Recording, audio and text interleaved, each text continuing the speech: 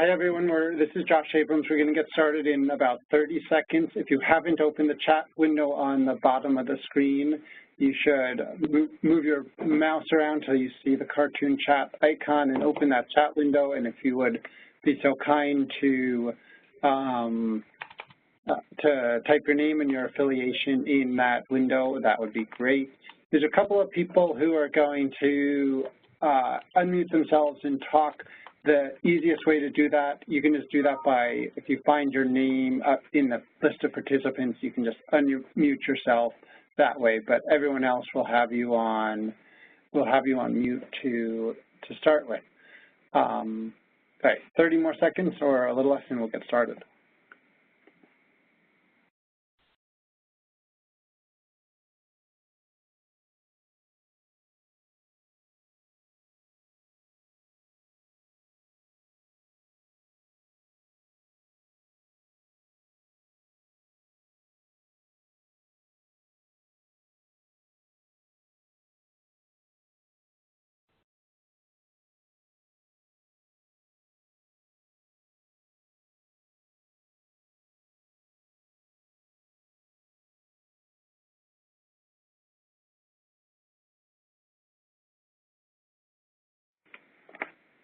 Hi, everyone. We're going to get started. Thank you so much for joining us for Subjective No More, Lessons from Early Adopters. This webinar is sponsored by 21 Elements and Bay Area Metro's Planning Innovation Series. 21 Elements is a San Mateo County collaboration made up of all of the cities and the county that works on housing policy. We support cities as they implement housing policy. We don't advocate for policies, but if there's a number of cities that are working on a common issue, we'll try to make it a little easier for them to implement. Obviously, with the state laws change that the SB35 and Housing Accountability Act is one of the issues we're working on. Before we begin, I just want to do a couple of housekeeping things. The webinar is being recorded, and we'll send copies to everyone after the webinar. It'll also be on the MTC Planning Innovation website. Everyone's muted, so please use the chat window for questions or thoughts. You can get the chat window by hovering near the bottom of the screen. You'll see a cartoon icon that looks like a little comic book chat. There is AICP credit. You access it the normal way. Feel free to log it after the webinar. I think that's it. We hope you enjoy. We hope you learn a lot. The goal for today is to allow cities to learn from each other and to start thinking about implementing the new laws. It's an interesting opportunity because all cities are doing it more or less at the same time, and one of the founding principles of 21 Elements, and is very true in this case, is there's no need to do it alone. You don't need to reinvent the wheel. It's much more interesting if we can, and easier if we can work together and learn from each other. Now, I'll do a disclaimer that this webinar is not going to be a deep dive into the laws. I'm going to watch the sign-in list and see if we get any hang-ups from people who are hoping that it would be a deep dive. We would cover all the details of the new law. I don't see anyone, so I think hopefully everyone's expectation was correct. We do have other resources. HCD has some good resources about the new laws, and on the MTC website, the Planning Innovation Series, there's an earlier forum that we did that goes much more in depth into the new laws. We have three great guests today. We're going to hear from them. We're going to have some discussion between the guests. There's a couple of cities we'll call on who've also done some implementation work, and then we'll open it up for questions. Before we get started, I want to say we chose a couple of cities to highlight. There's other cities doing really great work. Some it was the people we know or the people we heard about. But if you're one of those cities that has made good progress or has resources to share, please let us know in the chat box or send us an email after the webinar. We'd love to highlight and share your material as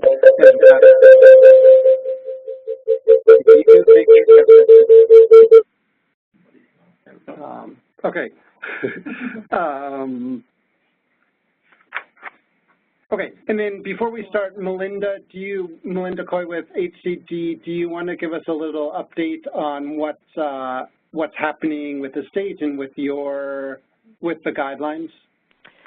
Sure. Can you hear me? I want to make sure. Yes, great. Great.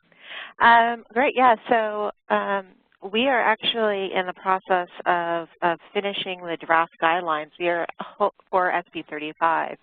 We're hoping to release the draft for public comment by the end of this month.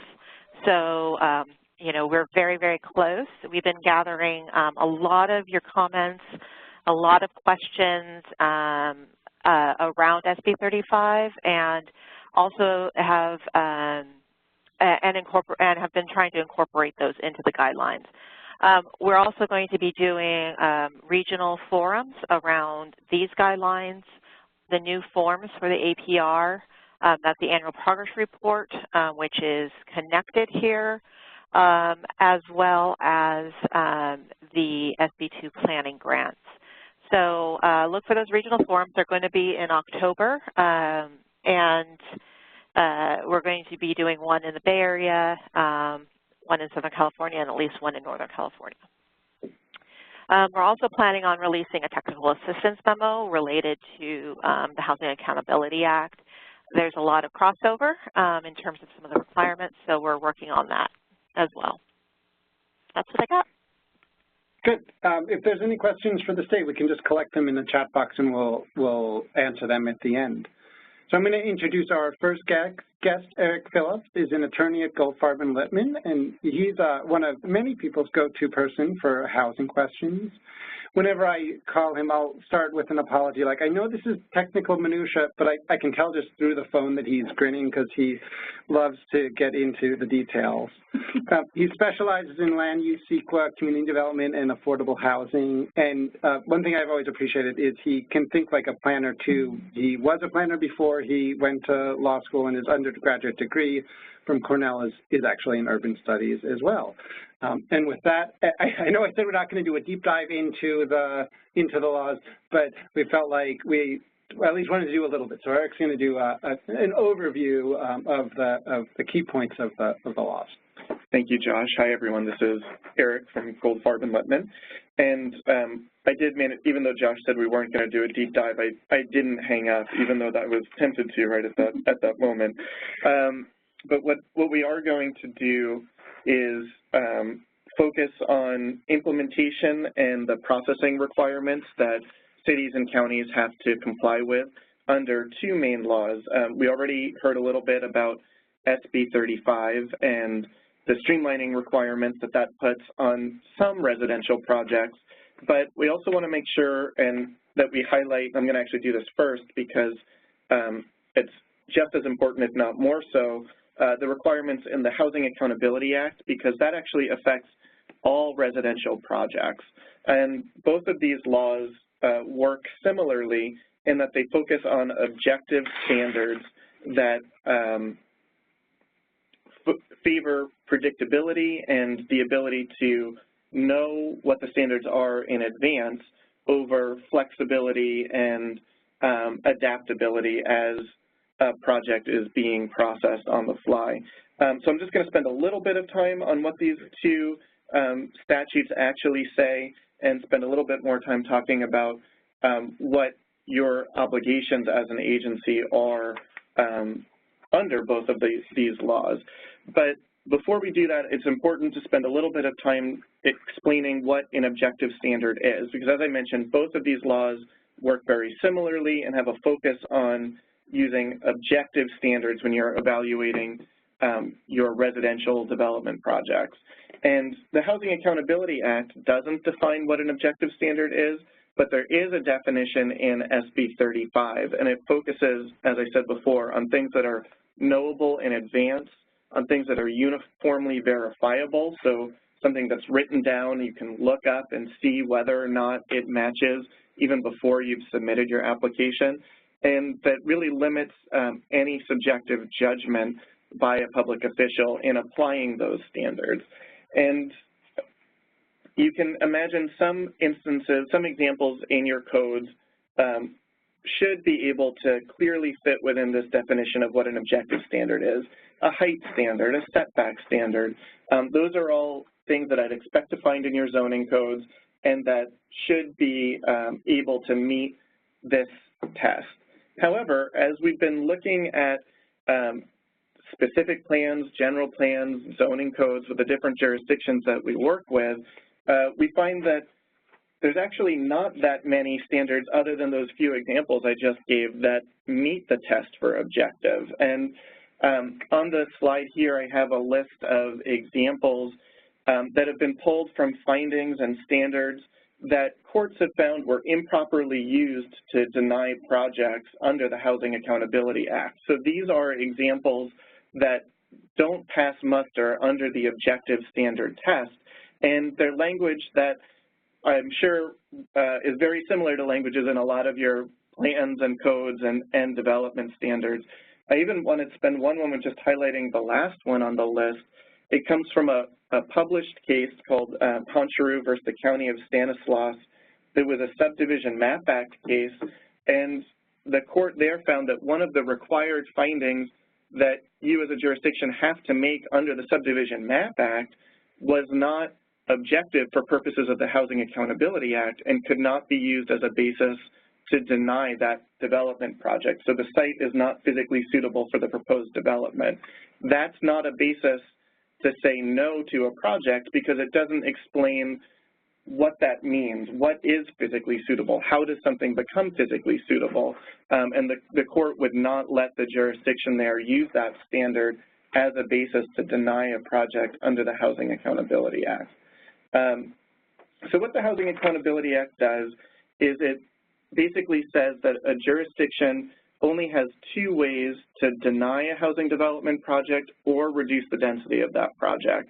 It can either find that it does not comply with the objective standards, or there's a specific health and safety impact finding that is spelled out in the statute and actually very difficult to meet. So if a project complies with all of your objective standards, it will be very difficult to turn that project down. There's also additional protections in the law for affordable housing projects, and again, those are spelled out specifically in the statute, so we don't need to spend time on exactly what they say. But what I want to make sure that everybody is focused on and aware of are these new time frame requirements that were created and added to the law during the last legislative session, that now for projects that come in, if they have 150 fewer units, then you only have 30 days from when the application is determined to be complete. You get 60 days if it's a bigger project, more than 150 units, to issue a written list of any inconsistencies with the objective standards that you might later want to use to deny the project.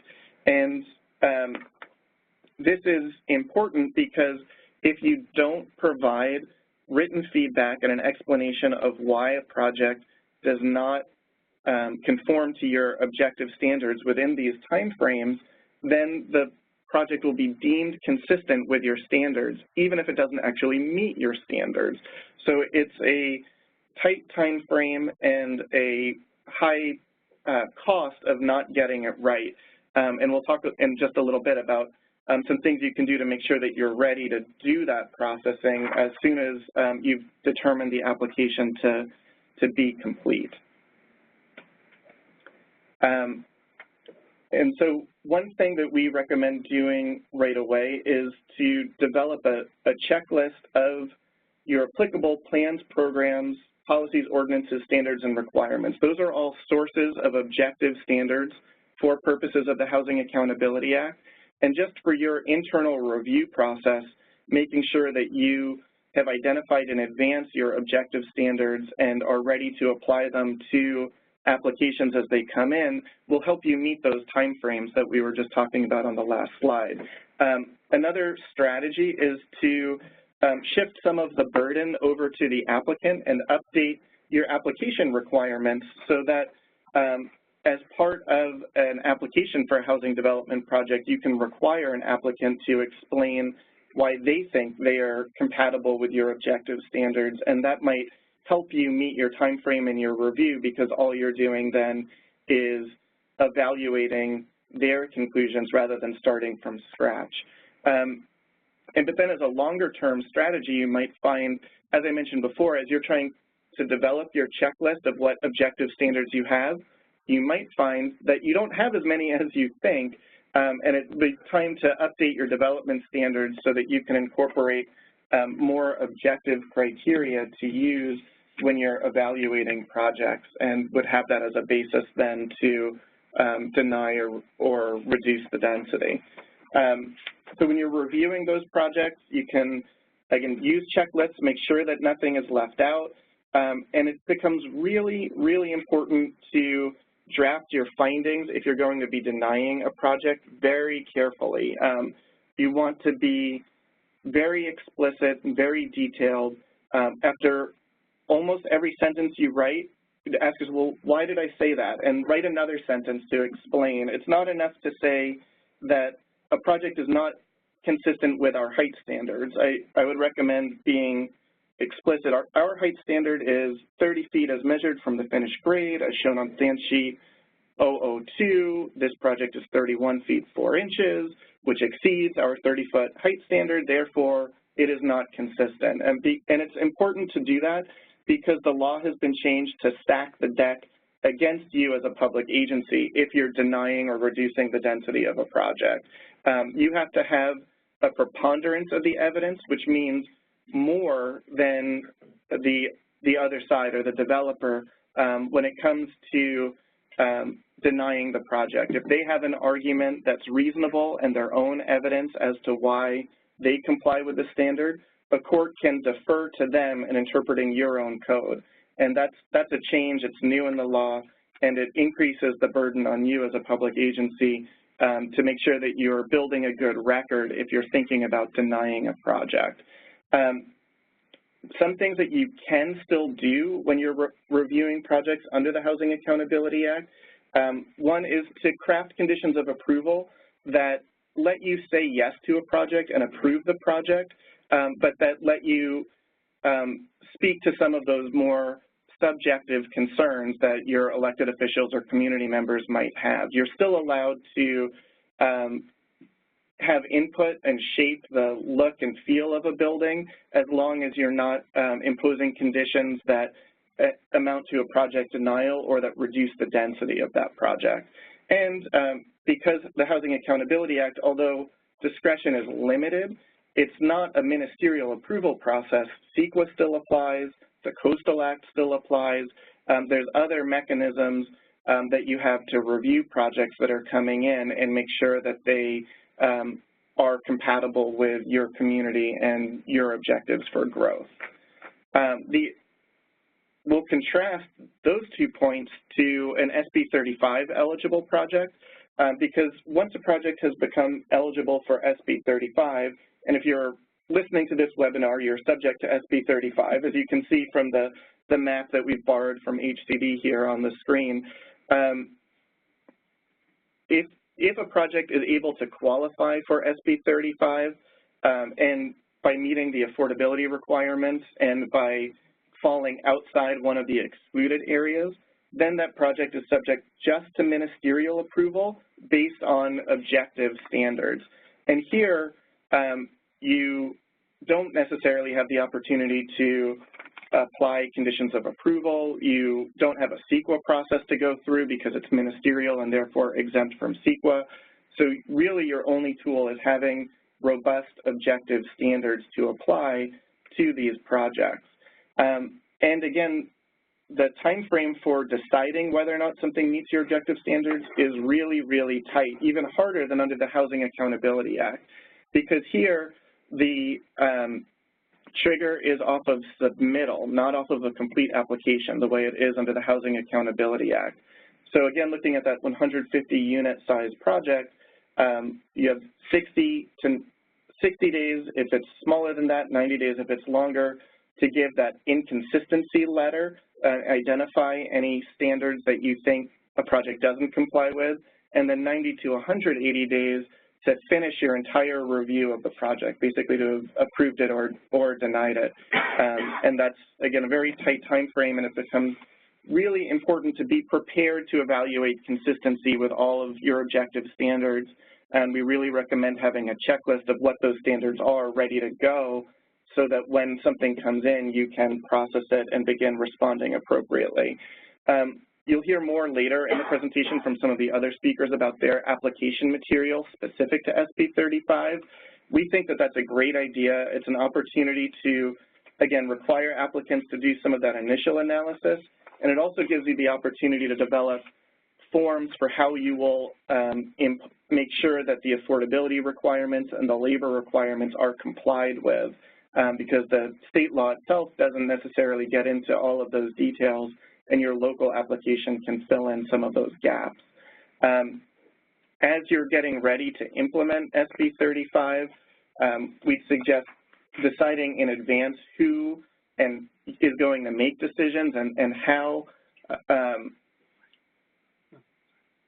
whether another component though is maybe map that long list of exclusions in your jurisdiction to see how many projects might you even expect.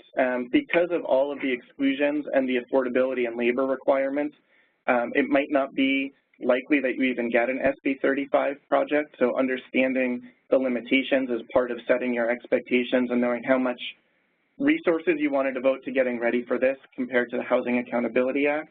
And then the last thing I'll say is if you can't beat them, join them kind of strategy. Something that I've heard some jurisdictions talking about is looking to develop partnerships with affordable housing developers who want to do 100% affordable projects. SB35 becomes a tool to help those projects through the approval process, and if you as an agency are acting as a funding source, you also have the opportunity to work with the developer to shape the project and get additional community benefits that you're helping to pay for, and address other community concerns that might come up through just a ministerially approved SB35 project. So then I'll wrap up there. We can come back obviously for questions later, and just leave you with this checklist you can refer back to later. If you have a housing development project, the Housing Accountability Act applies. You have a short time frame. Please work into your workflow just the way you do with a 30-day completeness letter under the Permit Streamlining Act. Once you've set that letter, be ready within another 30 to 60 days to send your consistency letter under the Housing Accountability Act. Just build that right into your workflow now so that you're not caught unprepared later. And then with SB35, again, just be ready to process and make those determinations as quickly as you can, because you only have 90 to 180 days to be done with the whole project. Great, thank you, Eric. Again, if there's questions, put them in the chat window. You can open the chat window by hovering at the bottom of the screen. We're going to go to Suzanne Thorson from Benicia. Benicia is one of the first cities that has started. No, why don't we make sure we mute some of the people who are not muted now. Benicia is one of the first cities that's developed design guidelines that are objective. So Suzanne is going to talk about that. Suzanne has worked for a couple of different cities, the County of Marin for about 2 years, and then for 8 years in Naperville, Illinois. Her career is primarily as a public sector planner, but she had a brief stint in consulting as well. She's worked on historic preservation and design throughout her career, and it includes development of citywide and historic district design guidelines and resources, community and sub-area plans, zoning amendments, and current planning review. Suzanne, we're going to unmute you. Make sure your phone's off. Unmute also. And we don't. Are you there, Suzanne? We're not hearing you. I think you have yourself muted. Can you hear me now? Now we're good. Hello? Good, go ahead. Yeah. All right, great. So I'm Suzanne. I'm with the City of Benicia, and we are still at what I would consider an early stage of responding to Senate Bill 35, and our approach may be different than something that your jurisdiction has been considering, but I'm just going to walk you through where we are and what we've learned so far. So All right, so a little bit of context for Benicia. We're located in Solano County, just east of Vallejo. There's a little yellow star there on the screen, and we are a waterfront community.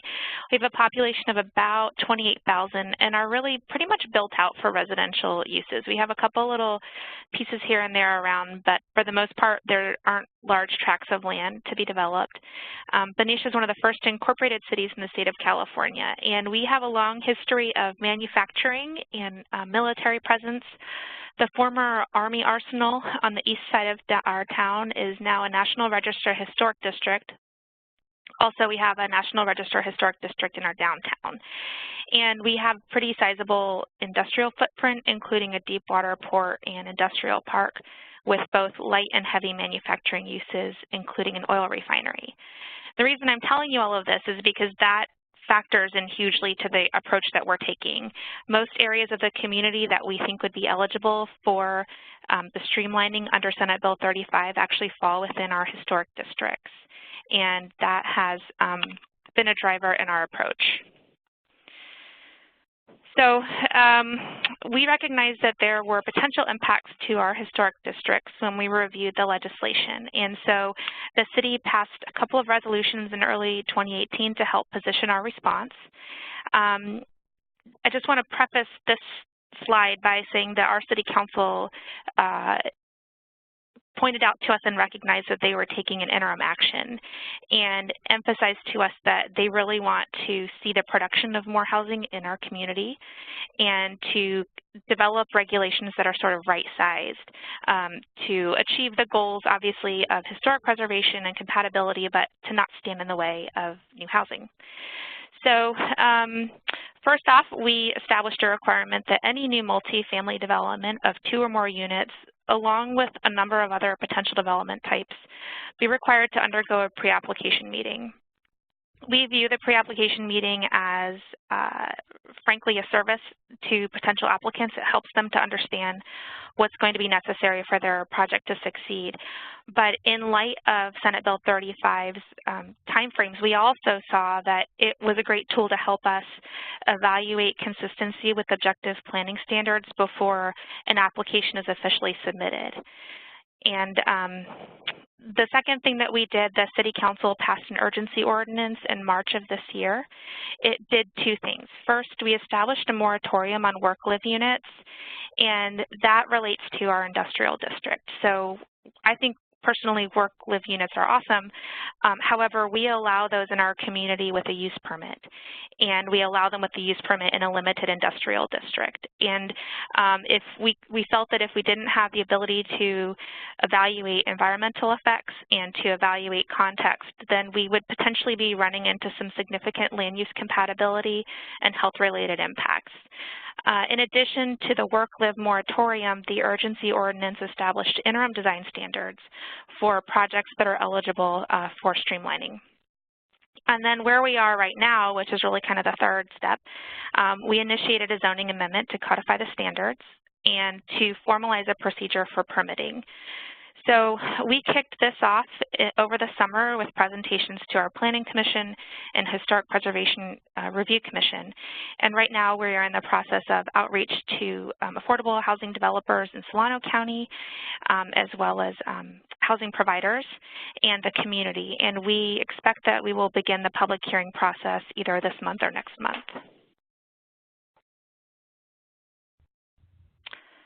So, as I mentioned, we have large historic districts. So in the past, our efforts around compatibility for new development have really revolved around design review and design guidelines.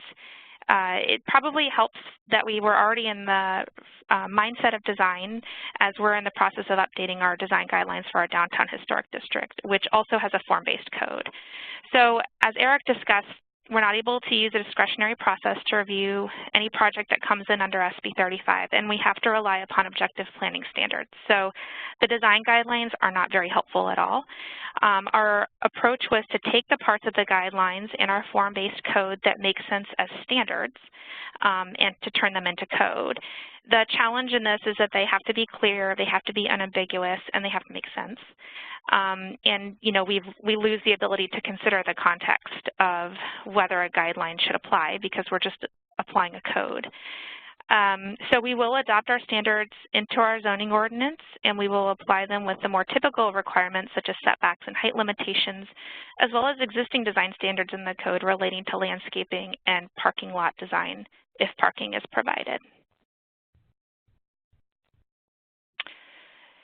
So for the interim design standards, we broke our document into two general categories. The first is the building, form, and site standards, and then the second part is architectural standards.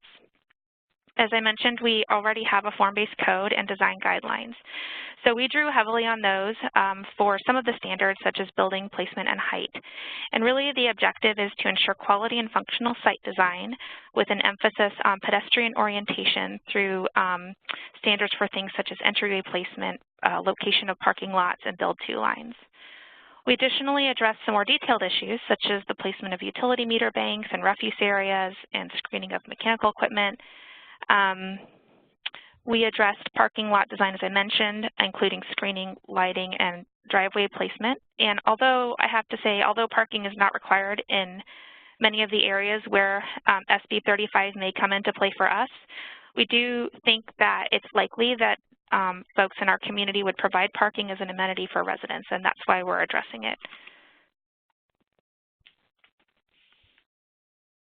So here is an example of what we have in our interim standards.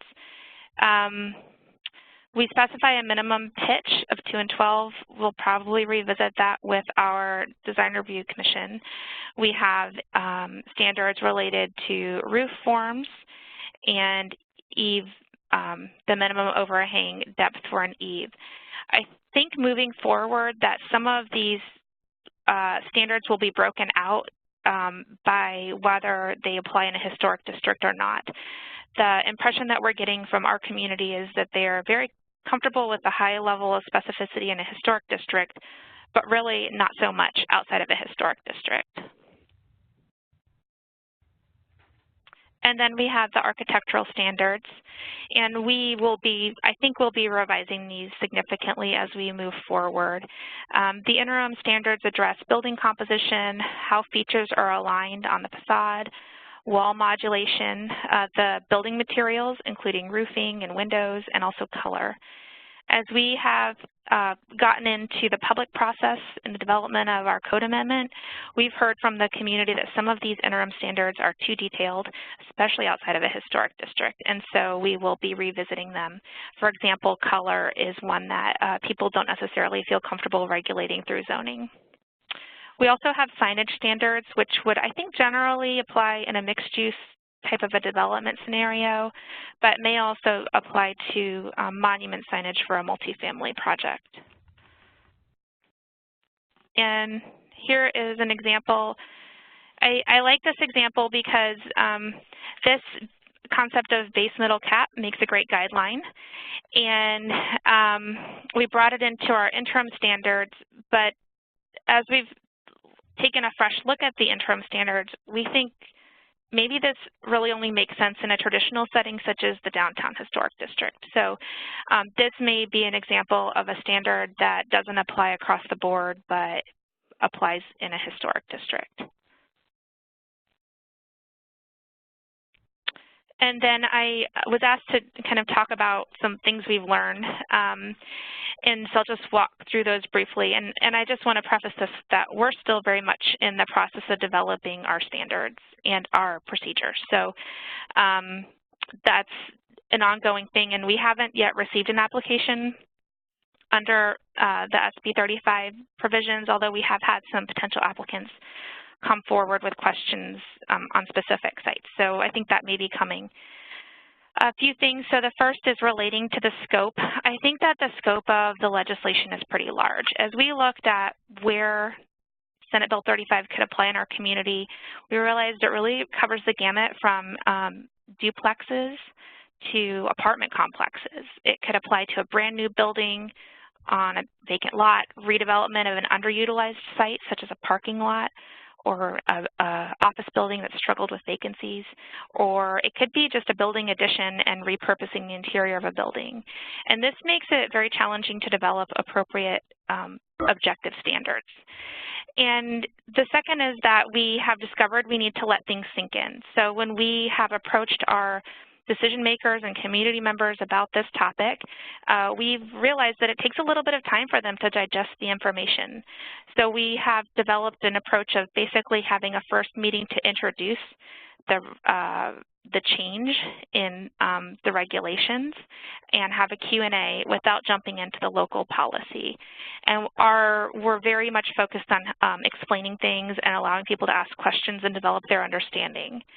And we will, in fact, I think we're going to be doing sort of a coffee chat for the community later this month where they can just come in and sit down with the planner and develop their understanding before we bring forward our code amendment. Also, the limits of precedent. What I mean by that is our community's mood towards aesthetic controls and housing has shifted. We relied heavily on pre-existing guidelines and our impression of what the community was looking for based on older planning documents when we developed the interim design standards. And it was a pretty conservative approach. What we're learning is that the community is really focused on seeing more housing production. And they're skeptical of standards that are aesthetically focused unless there's a good reason. And so we need to think through each standard, what it achieves, but also what it limits, in order to come up with something that's going to make sense for the community. Also, we're focused now on modeling and testing. We realize that we need to think about what these standards look like when they're all put together as requirements. We don't have the luxury of saying, oh, that's a guideline, that doesn't apply here. And so we are in the stage of putting together a scope to have someone basically do almost like a SketchUp model on several different sites to see what we would get if we were applying these standards to a hypothetical project. And then finally, ambiguities. My impression of Senate Bill 35 is that there are a lot of questions. We recognize, for example, that projects need to be processed at a ministerial level with respect to the design review and the use, but we really aren't clear about some other related activities. So, for example, a grading permit that is discretionary. What do we do about subdivisions or parcel maps? Uniquely, I think maybe Benicia requires a use permit for grading in a historic district. So if we have an eligible project, is it exempt from that use permit for grading? What does that mean? And we also realize we need to resolve what is meant by demolition in application to a historic structure. If we leave 3 walls, is the building not being demolished? What if there's only 1 wall? What if there's an addition? And finally, we are developing within our regulations what we mean by a ministerial process with respect to zoning review and building review. It seems to me that the legislation is really focused on planning standards and the planning review, and I'm a little bit worried about the ability to accomplish an entire planning review and permit review within the timeframes that are specified. So that's another area of sort of questions for us right now. That's really it for me, and if anyone has questions or if they would like to email, I'm very happy to assist in whatever way that I can. Okay, great. Thank you very much. Keep the questions coming. It looks like the default might be for the chat to be just to go to us, the moderators. That's fine. If you remember to change it to extends to everyone, other people can see your questions as well. But people are putting in questions there. So keep adding questions. We're going to look at Oakland next. Ed Manessy has over 20 years of planning experience. He is currently the interim deputy director for the City of Oakland's Planning Bureau. Before that, he was the strategic planning manager for the City of Oakland, where he supervised the long-range planning division for the city, writing zoning code amendments, updating the general plan, and managing specific and area planning efforts. which is all really good background and expertise for SB35 and Housing Accountability Act. And many years ago, he was a landscape architect as well, and that was what his undergraduate major is. He's going to talk about Oakland's experience implementing SB35 and not HAA, right? SB35, though we'll come back to the fact that HAA is actually really important as well. Okay, go ahead, Ed. Thank you very much. Again, Ed Manassi. Sorry about the incorrect date on my opening slide. It is September 7th. It's not Saturday yet. So I guess need to click on the down arrow. On the left. That's just right under the number. Yeah. Nope. There we go. A little bit up, a little bit up. There we go. Okay. Thanks very much. So the City of Oakland, like many cities, are still in the initial, some of the early stages of implementation of SB35. But about 6 months ago, we requested a city attorney be assigned to review the law and assist in implementation. And the first task that that we accomplished through that is to create a checklist that goes through all of the details of the law so that we can review projects for their applicability.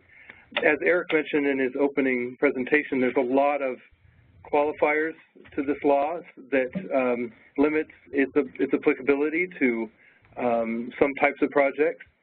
So we first looked for a screening process so we can decide if a project is even qualifies for SB35. And like Susan mentioned, also we're going to be requiring a pre-application so we can do some of that initial screening before the shot clock starts. We just received our first SB35 application, and it's now in the pre-app stage. We just got it last week. And then now that we have the checklist, our next step is that we're reviewing all of our existing guidelines for their potential conversion to objective standards, and I'll get into that a little bit later in my presentation. Okay, so our checklist is in two parts. There's a series of questions. There's a few more even beyond this, and these are all the specific requirements of SB35 that have been placed into objective yes-no questions that we can utilize to screen the applicability of SB35 projects. We have someone I think has unmuted themselves. Let us read. They're on a mobile. There we go. Okay, great. So as I was mentioning, our checklist is in two parts. The first part is a series of questions where qualifying projects will require us to note that each one of these questions is a no. So some of these questions are, does this project dedicate at least 50% of the proposed residential development as affordable to households at 80% AMI for either rental or ownership delivery moderate income? And so this, as many other questions below, we'd have to be able to answer no in order for this project to not qualify. So, to not be subject to SB35.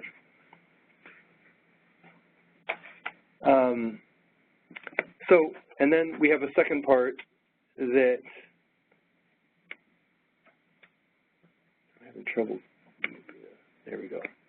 And then part two of our questionnaire is a series of questions where the answer must be yes, such as, does the proposed project require demolition of any housing units that have been occupied by tenants in the last 10 years, are subject to any form of rent or price control, or subject to any recorded covenant, law or ordinance that restricts rents? Or so if, in fact, that is the case, yes, then that project is also not subject to SB35 streamlining.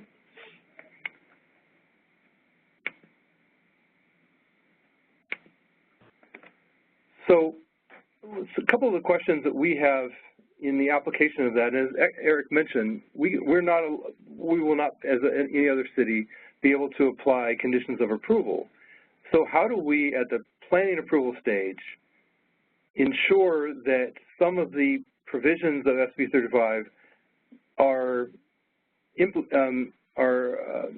applied beyond our approval, without any conditions of approval, and without some of the kind of administrative procedures that go along with a public project, a city project, where some of these same things would apply. For instance, prevailing wage. If it's a public project, we have a contracts division within the City of Oakland that reviews the contracts, makes sure that prevailing wage will be applied, that the project involves a skilled and trained workforce, or whatever the standards are applied that we can apply as a public project. As a private project, that kind of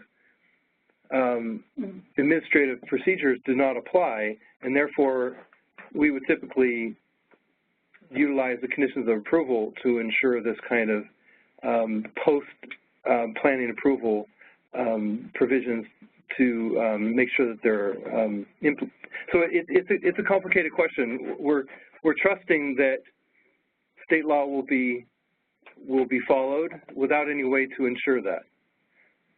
So it's an interesting question, and hopefully we'll be able to get into. So what we're doing following the creation of the checklist is, as many cities are doing, we're reviewing all of the city's design guidelines applicable in specific areas and for specific types of projects, and determining if any can be restated as a question or statement that can be answered as a simple yes/no to allow ministerial application design standards.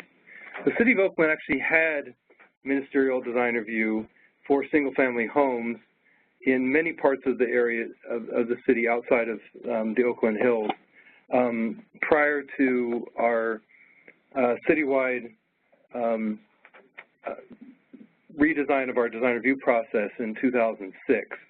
It was a process where projects scored a certain number of points based on objective criteria that didn't actually involve context, but it was an objective determination of whether there was context. For instance, projects on the same block, if do 50% of them have a front stoop, or do 50% of them have a particular architectural element that this project would have to respond to. So it was an objective determination of a context specific to different architectural elements that we would want a particular project to also incorporate. And so that was something, if we were to look at, if SB35 projects started coming in large numbers, we would probably look to see if we could reconstitute some form of that objective design review we had before, but it would not be, well, one size fits all. It would be for certain types of projects, for certain areas of specific areas, so that we would have to have a different application of standards that would be appropriate to that particular type of building in that particular area. And so I think with that, I'll just get into some of the challenges in the question and Q&A. So I think I'll leave that as my initial presentation. Thanks. Good. Do I think we're going to... So we're going to just start with a little discussion. Suzanne, if you put yourself on mute, can you take yourself off? I just want to start with when you started your work process, and also when you're thinking about the future, can you just talk about some of the stakeholders, both internal and external, that you have involved or will need to involve, and what your reaction was and what their reaction was and how you involved those various stakeholders? Yes. So again, I just want to put it in context. We did an interim urgency ordinance and then started our process. So initially we didn't really involve stakeholders.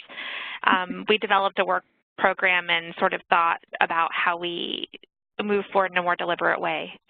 Obviously the internal staff, we need to we coordinate pretty closely with our building division, our building official. We've learned that a lot of times the building code is driving how things look and how they can be. And similarly, the public works engineering staff on the grading side of things, to the extent that they're able to. We don't see a ton of development here in Benicia, so a little bit of it is trying to figure out, like, what's likely to come through? What are we likely to see? In terms of the community, our Historic Preservation Review Commission also does design review. They are our design review commission. So we are really focused on spending time with them and walking through with them what our approach is. We've reached out to some local architects, folks that we know who develop affordable housing in Benicia, in Solano County, or have inquired about it in the past. Frankly, a lot of them were not even aware of this law that I could tell. It seemed like it was sort of news to them and they had a lot of questions. And then just the community at large, we have a pretty good email list and sort of idea of who's interested in design issues in the community, because we have been working on design guidelines within the past year. So we're reaching out to that list as well. Did I answer the whole question? Well, the other half is, I guess, any reaction so far from those stakeholders? The reaction is sort of, I don't want to say, it's not really surprise. It's news to them. Senate Bill 35 is news to them. And it depends on, I mean, I think all of them are a little bit surprised by things like the parking exemption. They wonder what that looks like. They are, I think there's generally a level of comfort with having design standards in place because they recognize that there could be compatibility issues. Depends on who you're talking to as to what they think constitutes reasonable level of control. And generally, like I said, the community is generally supportive of seeing new housing. So they probably have a more relaxed reaction to it than what I would have expected before we really got into the conversation. I don't really see a lot of NIMBY reaction. It's more like, okay, well, we need to make sure it's compatible. This is interesting. We're losing control, so we need to get the standards right. Does that make sense? Yeah. Ted, do you have anything to add? Not too much. We have not had a tremendous amount of concern from our elected officials or from the public yet on SB35. If a number of projects start coming in and it becomes a significant proportion of new projects, or even a minor proportion, frankly, then that might change. But so far, people are not overly concerned about this, but I think it's spurring larger conversations that are being addressed in other forums, such as the Housing Accountability Act and other ways that we just process projects in general.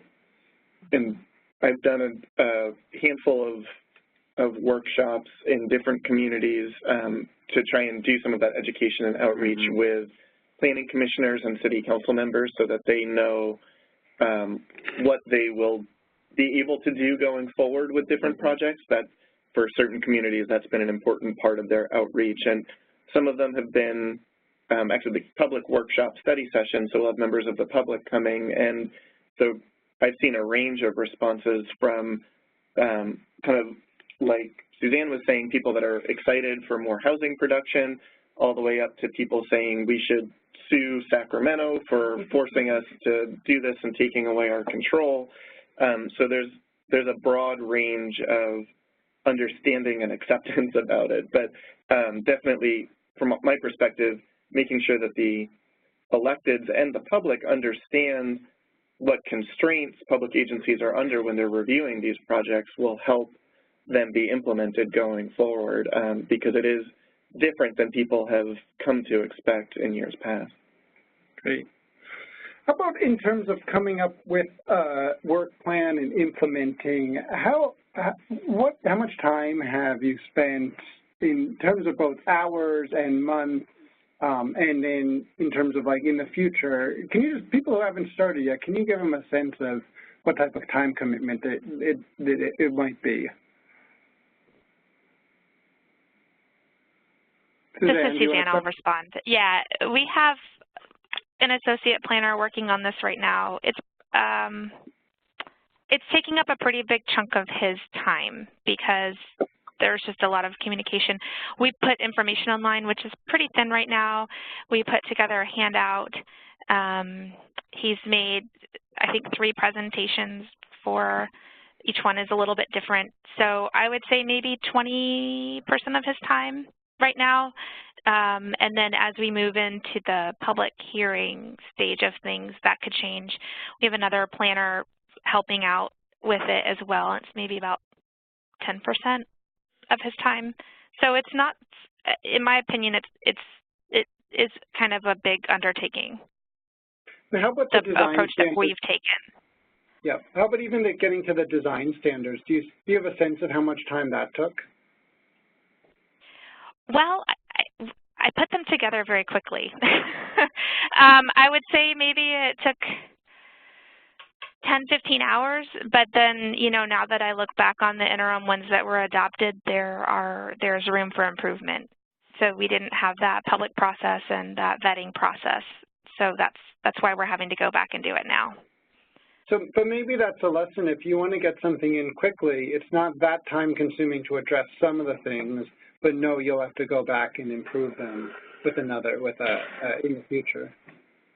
Right, that's true. And a lot of it was pulling from things that the city had already done. We didn't really try to reinvent the wheel with the standards. We pulled from things that we had, for the most part. Ed or Eric, do you have thoughts about time needed involved? Well, it really depends on how far a city wants to go to address this. If they want to be SB35 specific or look more broadly at their entire regulatory structure. When we did the citywide rezoning in Oakland in 2011, we included a lot of form-based regulation into the zoning districts themselves. So some zones actually have a maximum setback, not just a minimum setback. We regulate where the parking lot can be located, the minimum height of a ground floor if it's commercial or retail, the amount of transparency. Many things that some cities regulate through guidelines, we actually have design standards that address them in the zoning code itself. But of course, more can be done to go in that direction. So we're already looking at ways to kind of broaden the approach that we already have gone in our zoning code to address this and other regulations that the state has adopted as well as may adopt in the future. Great. I'm going to call on a couple people in the audience that have also done some work. Tony Rosie from South San Francisco. Do you want to talk about your work with talking to your city council? What your city council reaction was like and any other insights you gained from that? One sec, we're unmuting you now. Let's see if you're on. Am I unmuted? You're good. Go ahead. All right. I thought I heard my name or South San Francisco. Correct. woke you up from your slumber. Oh, exactly. So we briefed our council after the package of housing bills was passed and essentially said, here's the bad news. Right now, because of where we've met our RHNA, we fall within the 10%. You know, if you provide 10% affordable, you are eligible for streamlining. And I guess we updated them, I don't know, sometime in January, February, but we knew we'd also be filing our annual report by April. We got to April, we filed our annual report for 2017, and then we were good. And now if you submit for, you know, with a 50% affordable rate, you get the streamlining. Otherwise, you have to follow our process. So we feel better about where we are standing-wise relative to adopting our code and reacting to the HAA streamlining. So when we shared that with them, the council's general concern was we're going to lose control of design if it's not specifically in our ordinance. So we went through a kind of Thursday, Friday memo process and listed out all of the sections in our code that were in pretty good shape, sections that were not in particularly good shape. And then we've done almost nothing since that because we've just been grappling with development projects. And so that's partially why I'm looking forward to Tuesdays. Sit down to at least dedicate an hour or so of time without emails and phone calls to thinking a little bit more about what we need to do over the next several months. Tony's referring to a zoning code-a-thon that we're going to have on 221 Elements is having on Tuesday, where anyone who wants to force themselves to start working on looking at their code and start implementing the bills in San Mateo County, we're all going to gather at the library over lunch and start to do that together, share expertise. HCD and Goldfarb and Letman, our lawyer friends, will be on the phone to answer questions. So that's one way we're helping implement. That's great. Who did we have next that was going to jump in? Ellen Clark, I think we have you off mute. Why don't you say hi and talk about your work? Hi there, this is Ellen Clark, the City of Pleasanton. So we took our, I have Jerry Bowden here as our Community Development Director. So we took our update to the council in the springtime, basically.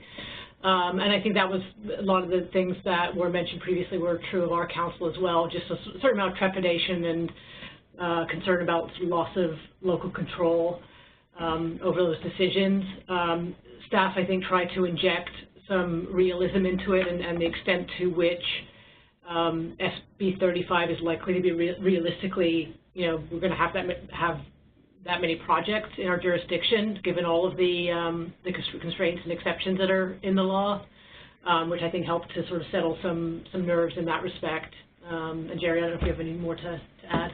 Yeah, I think it was just helpful for our council there was so much media around the housing package, so much media attention, so we felt like it was a good opportunity to have the conversation. It also, some of our partners, the Unified School District, also had a number of concerns. We do a lot with their demographers and trying to project enrollment, and there was a big concern that this would mean a new influx of housing. So we were able to take the 15 new housing laws and break them down into what we thought was more appropriate or more applicable for Pleasanton's future, and I think that was helpful just with the overall community conversation and the work we do with some of our partners like the school district.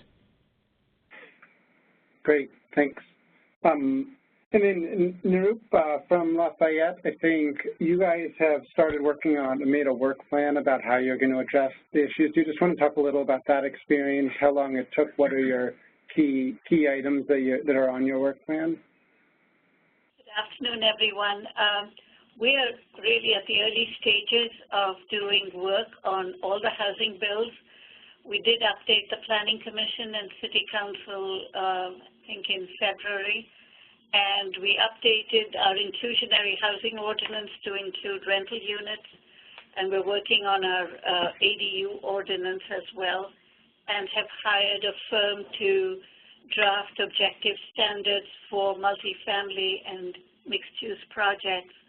But the bigger task for staff is to look at all our codes, our forms, our checklists, and also our tracking mechanisms.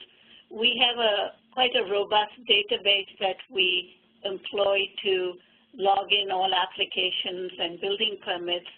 But because of the reporting requirements for annual reports, we have to update the database to start including information that we haven't had to do before, including the levels of affordability, the number of housing units, and more data relating to the opportunity sites. We haven't started that process yet, hoping to hire somebody to come in and work on it. because we're short-staffed as of now. Great. And that's it. Thanks.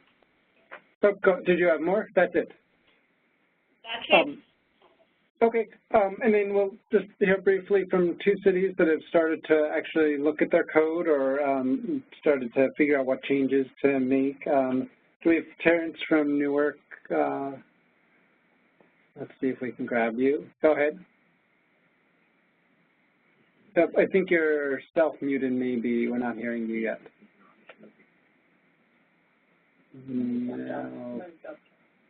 No, it looks like you're there. We're not hearing you. Is your computer, are you calling in through your computer and have it on mute? Just mute. Also, but remember, you can sometimes mute it. You can mute it through the webinar system, but also through your phone or your headset. All right, you're unmuted through the webinar system, but we're still not hearing you. All right. Well, we're doing pretty good. We're Bruce Ambo from Chico, are you there? Oh, give us a sec to unmute. Okay, you should be ready. Go ahead. Josh? Yeah, hi, Bruce. Hey. Yeah, we had the same experience. We went through a flurry of activity when it first came out. We went to our council and the Planning Commission and the stakeholder groups and kind of gave them a heads up. And then we looked at all of our checklists, same as everybody else, and we were in pretty good shape. And then, but it took a while. It took a few meetings where we got together and kind of assembled all the information. You've got our submittal checklists, and there are different permits, so we put it all together and found that, well, you know, some of the stuff that was easier is like subdivisions and parking. That's real straightforward, real objective stuff. But we didn't, that's as far as we got with it. We've got something internally that we feel comfortable with. I would say, you know, we're at about a 70% comfort level with it. With a little bit more work, what the understanding was is if something came in, we would get together quickly and refine it. And we're prepared to do that. We've got it all pulled together and we've got a rough draft. And then, you know, it would take a little bit of work, you know, just probably a couple day or two to pull it together with what we've got. Not even that long, probably about 8 hours. And then get it ready for, you know, a public application that we would post out. We've told our council that we're prepared to go forward with this, but we haven't actually published, you know, the application materials, and haven't, and you know, I don't know what else. You know, we don't really have. We're not one of those communities that have experienced a lot of difficulty approving multifamily product here. It hasn't been that much of a struggle. So, I mean, we've usually been able to get these things approved, especially like student housing.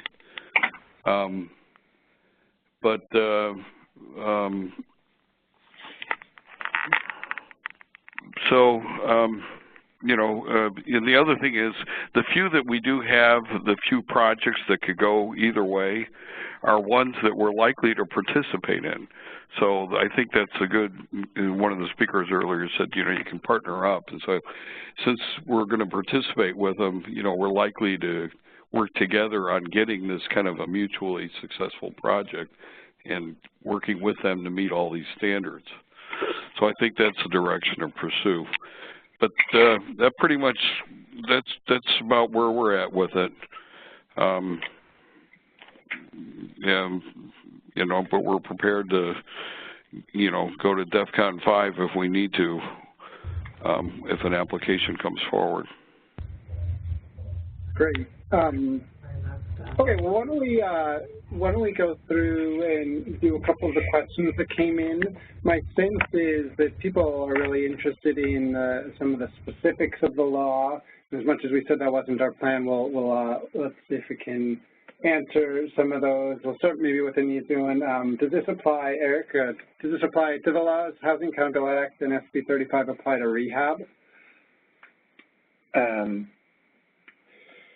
This is going to be easy. No. I thought it would be easy. No, so typically not. So for SB35, you have to be proposing 2 or more units of new housing. So it's not rehabilitating existing units. You have to be proposing new units. And then same for the Housing Accountability Act. It applies to residential development projects, which is defined as residential uses, and the plural there is important. I mean, you have to be developing at least 2 units in order for it to be subject to the Housing Accountability Act. It could be a single-family home plus an ADU, but just a standalone rehab or renovation where you're not adding units shouldn't be implicated. Great. So the next question is, I think this could be for everyone, but how many checklists do you need? Do you need different ones for different zoning districts, different ones for HAA and SB35? What are some of the work products that we actually have to develop that would be useful to develop ahead of time? Well, I'll start maybe generally, and then Ed could talk about some of their specific experiences. But I think a SB35 separate checklist makes sense, and for the reasons that Ed was explaining as he went through, so you can kind of dive down into some of the specific criteria about how you qualify for that law in particular. I also think that you could maybe use the checklist or your SB35 application material to address one of the problems Ed raised during, or questions he had about how do you enforce the prevailing wage and labor requirements. I've seen in some of the application materials we've helped to develop, we will include as part of the SB35 application package a certification from the developer under penalty of perjury that they will comply with the labor requirement, so that at least it gives some hook for enforcement later if you're doing oversight and realize that they're not living up to that certification that they said they were doing as part of the minimum criteria to qualify for using SB35. So that's one of the advantages of having SB35 specific material. For the Housing Accountability Act, and that also would apply to SB35, having checklists for your internal review to identify what objective standards you have, I think it does make sense to organize by zone because your standards likely will vary from place to place. And you can also pull in standards from specific plans, other strategic plans or bike ped master plans, other sources of standards that apply to specific areas, and understanding where those apply, I think is part of the upfront work that agencies can do. But I don't know, Ed, how that tracks to your experience. Well, I agree that I think separate checklists would be helpful, but to the level of one for each specific zoning district, that might be too specific, especially if there are just ranges of residential density in the kind of low to mid range. I think that what we've done traditionally, and we would just refine that same approach, is focus on the building type. So we have right now design guidelines for 1 and 2 units that have kind of flat land and hillside sections, so that apply to those different contexts. And then we have design guidelines for the major corridors throughout the city, so that looks at more mid and high density along a mixed retail residential corridor. And then we have guidelines that have been incorporated as part of all the specific and area plans that we've adopted. So that's the kind of approach we'll take, is specific to a building type, maybe, and also this particular area. Sometimes they'll overlap. Good. let's see. Are there any limitations to what we can require in your application checklist? The traffic studies, hydrology studies, biology reports, even if they aren't related to an objective criteria?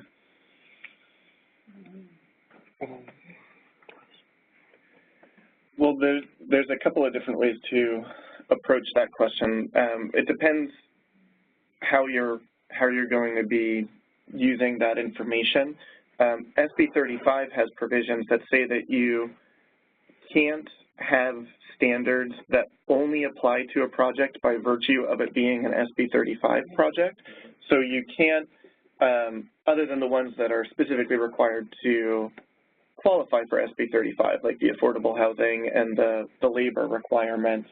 So you can't make up standards that would only apply to something that wants to invoke SB35 and require them to do a bunch of additional work up front that's not related to demonstrating how that project is eligible for SB35. Having said that, certain things like hydrology studies and biological reports, historical studies, could be required to demonstrate that a project is eligible to use SB35, because that gets back to some of the exclusions and criteria that would keep a project from being able to invoke SB35. So if it's related to demonstrating eligibility, then I think it is fair game to include as part of your application to demonstrate that a project is qualified to use the streamlining provisions.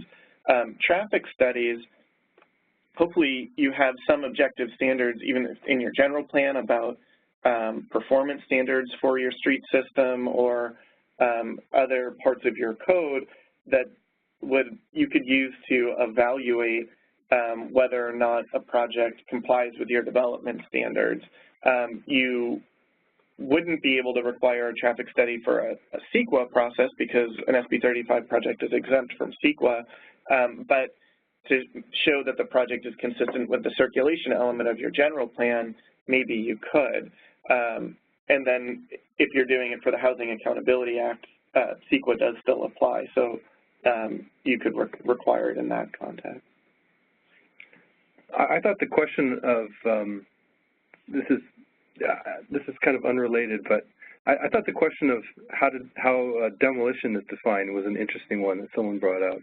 Because outside of SB35, we actually are going through a process to try to coordinate our definitions between the planning department and the building department, which they've historically been slightly different, which has been a problem in the field because there has been times when, because of changed conditions, once a construction project got underway, more deconstruction had to be done than was really planned. And so at one point, is the building gone? That's been a big question. So, this question of does the project require demolition of a historic structure is going to be something that will, I think, each city is going to have to, unless there's some legal standard of what demolition is.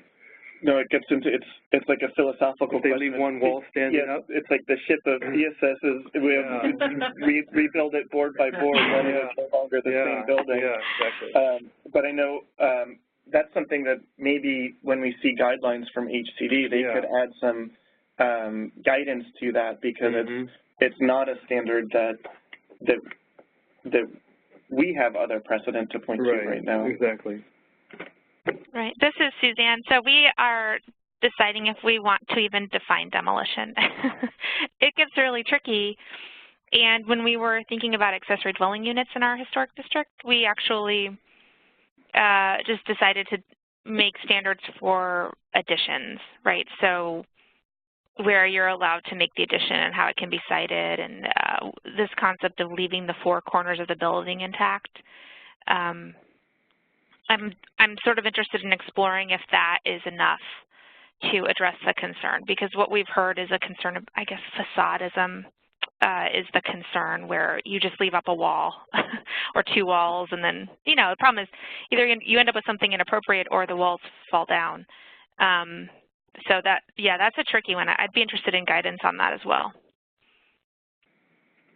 Great. I think we have time for one or two more questions. I want to, before we wrap up, kind of just highlight some key points, and we'll talk a little about next steps also.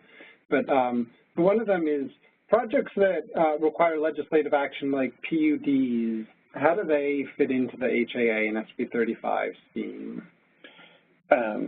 Are you sure you don't want to do the easy ones, like the density bonus ones? You should do the density bonus one.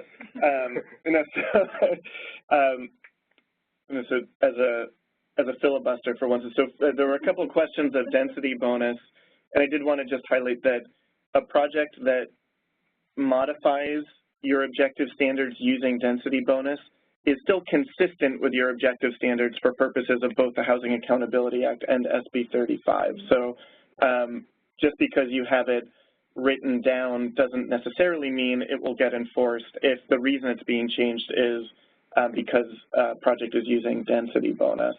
So that's something to keep in mind while you're coming up with criteria. But then, so back to the legislative action question. So for SB35, so you invoke it, you have to be consistent with the zoning criteria, and if the zoning and the general plan aren't consistent, it defers to the general plan. So in some ways, it's a case-by-case analysis about how the PUD would fit in. But if you have general plan designations that allow residential use at a particular density or up to a particular height, then that project could probably invoke SB35 without needing to go through a PUD process if it can meet all the other criteria to qualify and be subject just to ministerial review and approval. For the Housing Accountability Act, you can, again, draw from more sources when you're looking at your standards, and there's not the same language saying that the general plan automatically trumps the zoning in the event that they're inconsistent.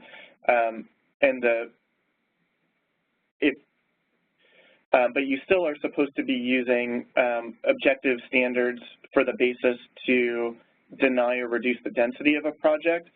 You still can approve a project along the lines of a PUD and impose conditions of approval on that project as long as those conditions don't amount to an effective project denial or are so onerous that they reduce the density that was proposed. That would get you in trouble with the Housing Accountability Act. But you can still proceed with your normal process. Okay. Oh, and it's been signed. So update from Melinda. So there was legislation pending in the Housing Accountability Act, but Melinda just showed us that the governor did sign it. So the general plan override is now also in the Housing Accountability Act. So that actually brought to a point that was on one of the slides that I didn't touch on, was that people that are going through general plan update processes are starting to make them much more specific. In some ways, they look more like zoning codes and specific plans because just for this reason, that if you are allowing more density in your general plan than you're allowing in your zoning code, which is common because historically general plan set the broad parameters, you narrowed that through your zoning, but now the general plan development standards are the default. So when you're reviewing residential projects. So that's something to keep in mind as well as you're processing going forward. And thank you, Melinda. Yeah, this is great. We get like real-time updates from Melinda.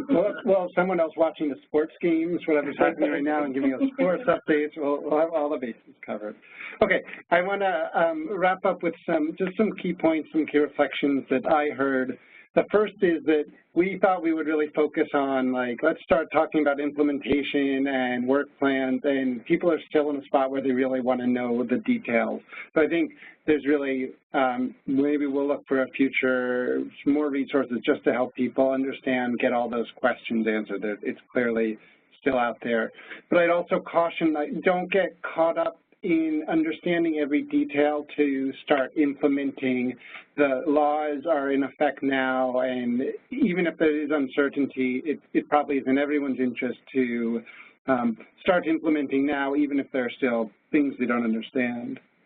second was, it seems like we also maybe need to involve lawyers more. There seems like a lot of conversations with planners, and I hear a lot of people talking about, well, then our legal staff actually did the work, so we should think about resources for them. The third is, we talked a lot about Housing Accountability, SB35, which applies to a small set of projects, and Housing Accountability Act applies to all projects. So I think we all want to think about in our conversations, in our resources that we produce, reframing that conversation so people are thinking as much about HAA as they are SB35. A couple of other key points. I think this is the type of thing where it just needs to, like Suzanne said, let it sink in, bring it up, and come back at a second meeting to talk about the implications, or it's too complicated and there's too much to do it all at once. It seems like a lot of people are in a position where they're kind of, they started and then there was a flurry of media attention, they briefed their council and then they kind of stalled. Remember with the tight deadlines, there is a concern. There's that pause. It might be a concern. And as much as you can, it seems like checklists, preparing ahead of time, even without don't worry about making change to your code. Do everything you can now that'll really help you implement, particularly with the tight deadlines and the consequences of not meeting those deadlines, and just the amount of stuff that's really already in your code. The first step is just to work with what you have, and along with that, tackle the easy stuff first. A couple of specific suggestions. It seems like the pre-app meetings are really helpful for cities to be aware of what's coming and also start to figure out where what or might not meet their objective codes. Look at each standard you have and ask, what are you trying to accomplish with it? And then push each of those standards really hard to say, is that truly objective? If we say something about a mansard roof, do we define what that is? Do we define that in a really objective way, that there's, particularly given the new additional scrutiny and powers, it's really important to be very clear with the definitions. And then just because I'm wearing the 21 Elements hat, which is all about collaboration, look for opportunities for collaboration. I think it's been really helpful for San Mateo County to tackle this together, to continue to tackle it together. There's going to be state funding coming down. I would encourage cities to think about ways of collaborating for that state funding. MTC and some others have been talking about some bigger things we could do, like maybe hiring a firm to look at objective design standards that would give cities a starting place to edit from. Maybe there would be some various types of neighborhoods, and if one of those apply, cities could grab it. But I think because everyone's in the same place, there's really some really good opportunities for collaboration. Does anyone else have big picture thoughts or reflections? Ada, did you have? I actually went directly to, how does this increase the cost of, like, what planning, our general plan updates are going to? I mean, as we think about the future, for all of us to think about kind of planning for that level of detail, there's cost associated. If the general plan is going to supersede zoning density within a designation, that is that's the biggest game changer I've heard so far. Serious. Because in the city of Oakland, we have general plan designations that are gradated by zoning, 1, 2, 3, 4, that go up in density, so that not all projects can utilize the full density of that particular general plan unless they're in the highest category. So yeah, that's the new law. That changes everything as far as the general plan update. Doing our work in the next 2 years, yes, right? It does. And everybody needs to be aware of it and plan and budget accordingly. Yeah. Mind if I say a few things? This is Ada Chan with ABAG MTC. We really want to see how this works for you, and we're looking for other opportunities for creating learning together, opportunities for learning together. If there are things that you're interested in any subject, kind of whether it's process, organizational development within the planning departments, permitting, we'd love to hear about it and see what we can do in terms of bringing folks together around best practices and learning. You'll be getting a survey from us probably before the end of the year as we start our new year's work plan asking about that, and please feel free to not limit yourself to the, A, B, or C, and write in whatever things are bothering you that you don't have the capacity to address that we can help with. We're also really, as Josh mentioned, really looking for opportunities for collaboration, and if there's anything MTC can do to help host some of those conversations to get us to a place where you can apply for SB2 money as a collaborative, we'd love to help. And thank you so much for the speakers, Eric, Ed, and Suzanne, but also for all of you for joining us in this conversation. Josh? Great. I'll just leave it. Please be in touch.